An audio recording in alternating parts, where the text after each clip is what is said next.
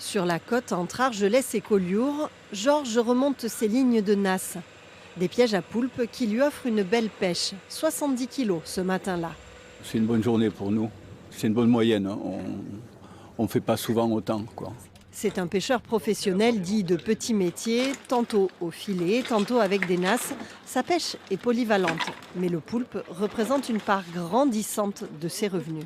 Il y a de plus en plus de poulpes, on en profite, ça se vend bien, et pour l'instant c'est assez rentable.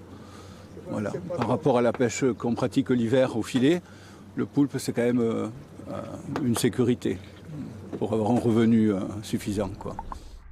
Une sécurité et même plus. La pêche au poulpe a été multipliée par 6 entre les années 2000 et 2020.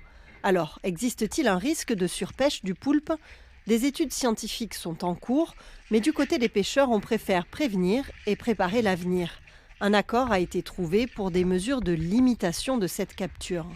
Ce sont les pêcheurs qui se sont auto-régulés.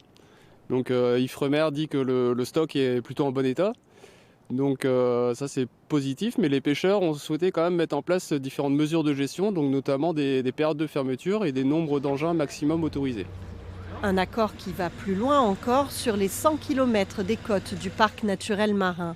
Ici, les 60 pêcheurs du territoire se sont entendus pour arrêter la capture au même moment, du 15 juillet au 15 septembre. Comme c'est une espèce qui a un cycle de vie très court, elle se portera bien dès lors que la reproduction de l'année précédente se sera bien passée. Donc c'est pour ça que c'est très important de pouvoir préserver les mois pendant lesquels le poulpe se reproduit, donc les mois d'été.